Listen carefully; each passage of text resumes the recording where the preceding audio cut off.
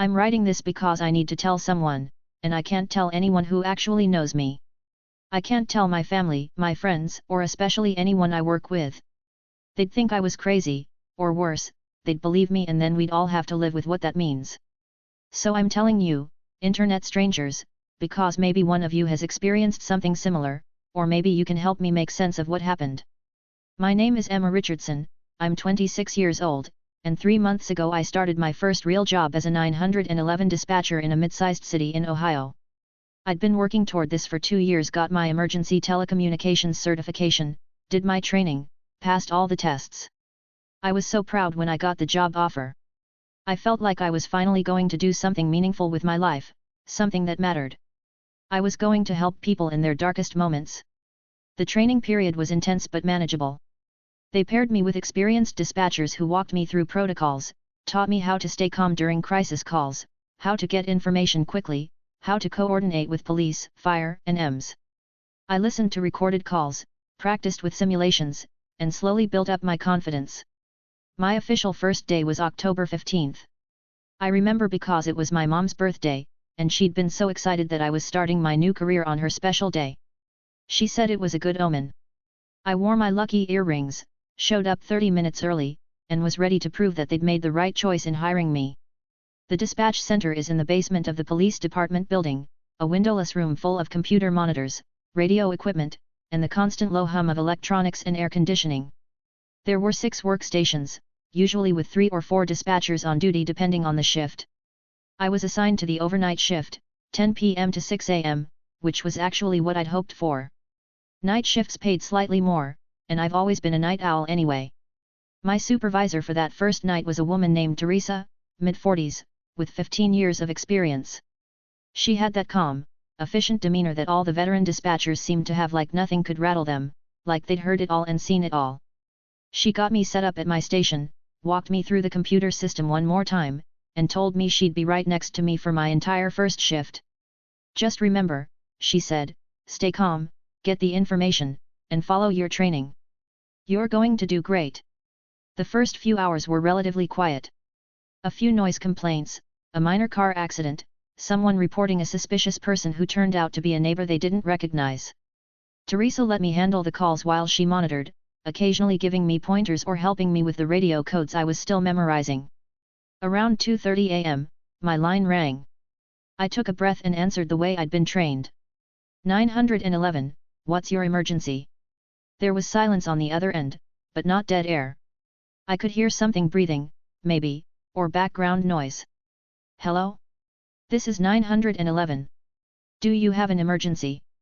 Then a voice, female, young, maybe late teens or early 20s. She sounded terrified. Please, you have to help me. He's going to kill me. He's coming back, and he's going to kill me. My training kicked in. Okay, I need you to stay calm. Can you tell me where you are? I'm in a basement. I don't know the address. He took my phone, but I found this old landline. Please, you have to send someone. What's your name? Sarah. Sarah Mitchell. Please hurry. I was already typing into the system, searching for Sarah Mitchell, trying to trace the call. Teresa leaned over, watching my screen, ready to help. Sarah, can you tell me anything about where you are? What do you see around you? It's dark. There's a furnace, boxes, it smells like mold. I can hear him upstairs. He's pacing back and forth. He has a gun. I saw it when he brought me here. Who brought you there, Sarah? What's his name? I don't know his name. He grabbed me when I was walking home from work. That was God, I don't know how long ago. Days maybe? He's been keeping me down here. My heart was racing, but I kept my voice steady. Okay, Sarah, I'm going to help you. I'm trying to trace this call right now. Do you know anything about the house you're in? What did you see when he brought you inside? I couldn't see much. He blindfolded me until we got to the basement. But when he opened the door, I saw a street sign for a second. Oak Street, I think. Or Oak something. I typed rapidly, pulling up Oak Street locations in our jurisdiction. There were 3 Oak Street, Oak Avenue, Oak Lane. Sarah, I'm showing 3 different oak locations in our area. Can you remember anything else? What did the house look like from outside? I couldn't see much, but it looked old. Red brick maybe? And there was a big tree in the front yard, one of those huge old trees. Teresa was already radioing patrol units, giving them the information we had, telling them to check properties on those oak streets. Sarah, police are on their way to search those areas. I need you to stay on the line with me, okay? Don't hang up. Okay, she whispered. Please hurry. I can hear him coming down the stairs. Then I heard it through the phone, heavy footsteps on wooden stairs, getting closer. Sarah, I said urgently. Can you hide? Is there anywhere you can hide? I'm behind the furnace, she breathed, barely audible. He doesn't know I found the phone. The footsteps got louder, then stopped. I heard a male voice, muffled and distant through the phone. Where are you? I know you're down here. My hands were shaking. Teresa put her hand on my shoulder, steadying me, reminding me to breathe. More footsteps, closer now. Then Sarah's terrified whisper, so quiet I almost couldn't hear it, he's going to find me. A sudden sound, a crash, Sarah screaming, the phone clattering. A man's voice, angry, who were you talking to? Then the line went dead. Sarah? Sarah? I was gripping the phone so hard my knuckles were white. Teresa, we lost her. It's okay, stay calm. Units are already en route. Teresa was on the radio, updating the responding officers, marking it as a life-threatening emergency, requesting all available units. I sat there, heart pounding, replaying those last moments. Had we gotten there in time? Would they find her? God, I hoped they'd find her. For the next 20 minutes, I monitored the radio traffic as officers searched properties on Oak Street, Oak Avenue, and Oak Lane. They were checking every house with red brick, looking for basements, for any sign of Sarah Mitchell or her abductor. Then one of the units radioed in. Dispatch, we've got a property on Oak Lane matching the description. Red brick, old oak tree. Owner doesn't answer the door. We're checking around back. Teresa and I listened intently. A minute passed. Then, dispatch, we've got a basement window, lights are on. We can hear someone inside. Requesting permission to make entry. Teresa responded immediately. Permission granted. Exigent circumstances. We heard the commotion over the radio, officers announcing themselves, breaking through a door, shouting commands. Then, dispatch, we've got a female victim in the basement. Sending EMS to this location. Suspect in custody. I felt a wave of relief so powerful I thought I might cry. They got her, I said. Teresa, they got her. You did good, Teresa said, squeezing my shoulder. You kept her calm and got the information we needed. That's exactly what you're supposed to do. An ambulance was dispatched, and over the next hour, we got updates. Sarah Mitchell was alive, traumatized but physically okay. Her abductor was a 43-year-old man with a previous record for assault. She'd been missing for 4 days, and her family had filed a missing person report that was still being investigated. By the time my shift ended at 6 a.m., I was exhausted but also exhilarated. My first night on the job, and I'd helped save someone's life. This was exactly why I'd wanted to do this work. I drove home feeling like I'd actually made a difference. I slept most of that day, woke up in the late afternoon, and got ready for my second shift that night. When I arrived at 10 p.m., several of the other dispatchers congratulated me on the previous night's call. Word had spread about the rescue, and everyone was talking about how well I'd handled my first real emergency. Teresa wasn't working that night, it was my supervisor Marcus instead, a guy in his 30s who'd been dispatching for about 8 years. He gave me an approving nod when I sat down at my station. Heard about last night, he said. Hell of a first shift. Just remember, not every call ends that well. Don't let it mess with your head when things go bad. I nodded, understanding what he meant. I'd been warned in training that we'd take calls where we couldn't help, where people died while we were on the phone with them, where despite our best efforts, things ended tragically. The second night was busier than the first, more calls, more action, but nothing as dramatic as Sarah Mitchell's rescue. I handled everything that came my way, felt myself getting more comfortable with the systems and protocols. It was around 3 a.m. when my line rang again. 911, what's your emergency? Silence, then breathing. My stomach dropped. Something about it felt familiar. Hello? This is 911. Do you have an emergency? Then a female voice, terrified, young. Please, you have to help me. He's going to kill me. He's coming back, and he's going to kill me. The words were exactly the same. The exact same phrasing, the exact same tone, the exact same fear. Sarah. I said, confused. Sarah Mitchell. How do you know my name? Please, you have to help me. I'm in a basement, I don't know where. He took my phone, but I found this old landline. My blood went cold. This couldn't be happening. We'd rescued Sarah last night. This had to be a different caller, coincidentally with the same name and similar situation. But the voice, it sounded exactly the same. Sarah, where are you? What do you see around you? It's dark. There's a furnace, boxes, it smells like mold. I can hear him upstairs. He's pacing. He has a gun. Word for word. This was the exact same call as last night. The exact same words, in the exact same order, with the exact same delivery. Marcus noticed something was wrong. Emma? You okay? I held up a finger, asking him to wait. Sarah, who took you? Do you know his name? I don't know his name. He grabbed me when I was walking home from work. That was I don't know how long ago. Days maybe. Where are you? Can you see anything that tells me where you are? I couldn't see much. He blindfolded me.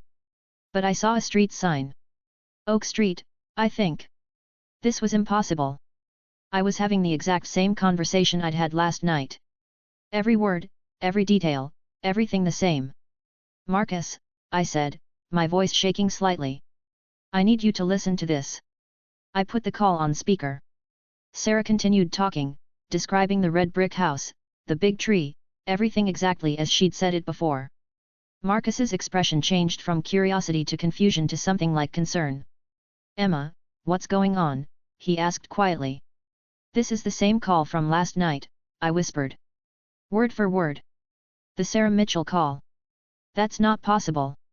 We rescued Sarah Mitchell last night. On the speaker, Sarah's voice, please hurry. I can hear him coming down the stairs. The same heavy footsteps. The same sequence of events. Sarah hiding behind the furnace. The man's voice, where are you? Marcus grabbed his radio. All units, we've got a possible repeat situation. Need units to check Oak Lane, same address as yesterday's rescue. But even as he was saying it, we heard the call play out exactly as it had before. The crash, Sarah screaming, the phone going dead. I sat there shaking. Marcus, what the hell just happened? I don't know, he said, and for the first time, I saw uncertainty in a veteran dispatcher's eyes. Maybe someone is pranking us? Playing back a recording. But how would they have the recording? We don't release 911 calls to the public immediately, and it's only been one day. Marcus was already pulling up information on his computer. I'm checking on Sarah Mitchell's status.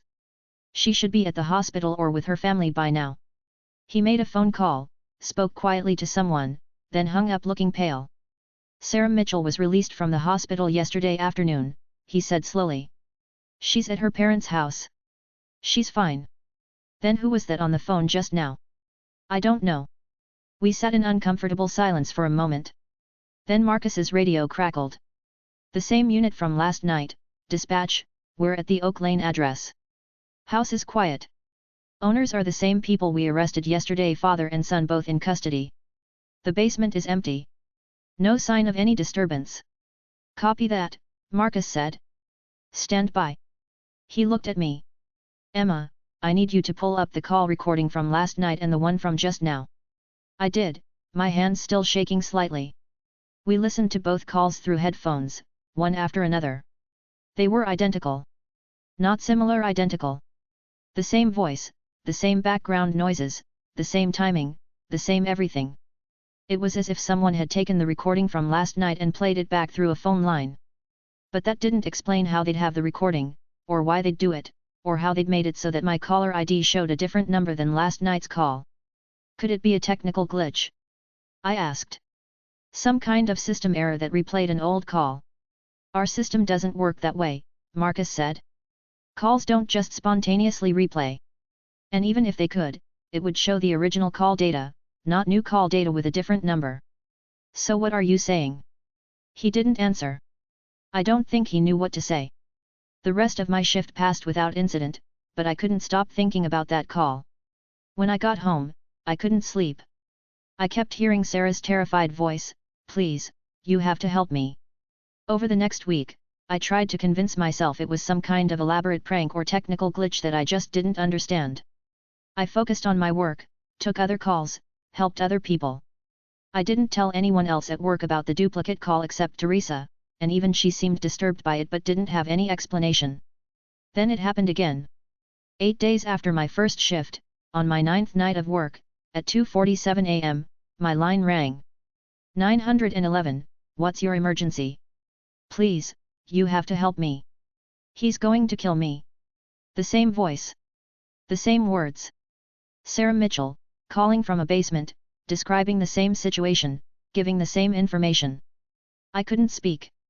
I just sat there, frozen, listening to the call play out exactly as it had twice before. Marcus took over, taking the call from me, but it didn't matter. We both knew how it would end. We heard it all again: the footsteps, the confrontation, the deadline. This time, Marcus didn't send units to check the address. We both knew they wouldn't find anything. After my shift, Marcus pulled me aside. "Emma, I need to ask you something, and I need you to be completely honest with me. Is there any possibility, any at all, that you're somehow causing this? That you're playing these recordings or manipulating the system in some way?" I stared at him, hurt and angry. Why would I do that? What would I even gain from it? I don't know. I'm just trying to understand what's happening. I'm not doing anything. These calls are coming in, and I don't know why or how, but it's not me. He held up his hands. Okay, okay. I believe you. But Emma, this is seriously strange. I've been doing this job for 8 years, and I've never seen anything like this. Should we report it to someone? IT? Management? Marcus hesitated. Report what exactly? That we're getting duplicate 911 calls from someone who we already rescued? They'll think we're crazy or incompetent. They'll probably think one of us is pulling some kind of prank. But it keeps happening. I know. Let's keep track of it. Document everything. And if it happens again, we'll figure out what to do. It happened again 3 days later. Same time, approximately 2:45 a.m. Same call, same voice, same everything. I took it again, recorded it again, and this time I tried something different. "Sarah, listen to me," I said, deviating from the script I knew by heart now. "I've received this call before. Multiple times. I need you to tell me something different. Tell me something I don't already know." There was a pause, longer than before. Then Sarah's voice, but different this time, confused, uncertain. "What? What do you mean you've received this call before?" My heart started racing. She was responding to me. This wasn't just a recording playing back. "Sarah, I've talked to you before. Several times. You describe a basement, a man who kidnapped you, a street called Oak. Every time, the call ends the same way. But I need you to tell me something new. Something that can help me understand what's happening." Another pause. Then, in a whisper, "I don't understand. This is the first time I've called. How can you have talked to me before? What's the last thing you remember before you were taken?" I was walking home from work. It was October 14th, Tuesday. I work at a coffee shop, and my shift ended at 10 p.m. I was walking home, and then I was here. October 14th. The day before my first shift. The day before the first call. "Sarah, what year is it?" "What?" "It's 2024. Why are you asking me this?" "Please, you need to send help." "I am sending help, Sarah. But I need you to understand something. It's not October 14th anymore. It's October 26th. You've been missing for 12 days. That's not possible. He only grabbed me today. I've only been here for a few hours." In the background, I heard the familiar sound of footsteps on stairs. Sarah, listen to me very carefully. This has happened before. Multiple times. Every time we have this conversation, it ends with him finding you. I need you to do something different. I need you to change what happens. I don't understand. What are you talking about? The footsteps were getting closer. I was running out of time. Sarah, hide somewhere different. Not behind the furnace. Go somewhere else. I'm already behind the furnace. It's the only place to hide. Then. The crash. The scream. The deadline. I sat there, breathing hard, while Marcus stared at me. She responded to you, he said. She actually responded. It wasn't just a recording. I know. But that means, what does that mean? I didn't answer because I didn't know. I didn't know what any of this meant. Over the next week, I became obsessed with understanding what was happening. I researched Sarah Mitchell online, found news articles about her rescue. She'd been found on October 16, early morning, exactly as I remembered. She'd been missing for 4 days, taken on October 12 not October 14 like she'd told me on the phone. I found interviews with her and her family. She described her abduction, her captivity, her rescue. Everything matched what I'd experienced that first night. But in none of the interviews did she mention finding a phone or calling 911. The official story was that police located her through investigative work and witness tips, not through a 911 call. I went back through the dispatch logs for October 15, my first night. The call from Sarah Mitchell was there in the system, timestamped, recorded, documented. But when I looked at the official police report for her rescue, there was no mention of a 911 call. No mention of her calling for help at all. It was as if the call had happened in our system but not in reality. The calls continued. Every few days, like clockwork, around 2:45 a.m., Sarah Mitchell would call. Each time, I tried to change the outcome. I tried to keep her on the phone longer, tried to get her to hide in different places, tried to warn her in different ways. Sometimes she responded to me, seeming confused by what I was saying. Other times, the call played out exactly the same as always, as if she couldn't hear my deviations from the script. But it always ended the same way. The footsteps. The confrontation. The deadline. I started having nightmares about it. I'd wake up at 3 a.m., sweating, hearing Sarah's voice, "Please, you have to help me. I lost weight. Stopped sleeping properly. My performance at work suffered." Teresa and Marcus noticed but didn't know what to say. How do you help someone who's being haunted by a 911 call that keeps repeating? After 6 weeks of this, I did something I probably shouldn't have done. I looked up Sarah Mitchell's address and went to see her. I needed to know if she was real, if she remembered anything about the calls, if she could help me understand what was happening. I found her at her parents' house, where she'd been staying since her rescue. I knocked on the door, and her mother answered. "Can I help you?" "Hi, I'm Emma Richardson. I'm a 911 dispatcher, and I was wondering if I could speak with Sarah for just a moment." Her mother's expression became guarded. "Sarah's been through a lot. She's not really up for visitors." "I understand. It's just. I was the dispatcher who took her call the night she was rescued. I wanted to check on her, make sure she's okay." That was a lie. Sarah hadn't actually called that night, at least not according to any official record. But I needed to talk to her. Her mother's expression softened slightly. "Oh. Well, let me ask her." She disappeared inside, and a moment later, Sarah came to the door. She looked different than I'd imagined, shorter, with darker hair, younger looking in person. But her eyes had that look, that trauma that doesn't go away quickly. "You're the 911 dispatcher?" she asked. "Yes. I'm Emma. I just wanted to see how you're doing." She studied me for a moment, then said, "I didn't call 911. I don't know why everyone keeps saying that. I was in that basement for 4 days, and I didn't have access to a phone. The police found me through other means." "You don't remember calling? You don't remember telling me you were in a basement, on Oak Street?" She shook her head. "I don't remember any of that. I remember being taken, being in the basement, and then police breaking in. But I never called anyone." "Sarah, what's the last thing you remember before you were taken?" I was walking home from work. October 12th. Why? October 12th. Not October 14th like she'd said on the phone. And you don't remember anything about a phone? An old landline in the basement. There was no phone. I looked. Believe me, I looked for any way to call for help, and there was nothing. I felt dizzy. Okay. Thank you. I'm sorry to bother you. As I walked back to my car, Sarah called after me. Wait. There is one thing. I turned back. I've been having these dreams, she said. Every few nights.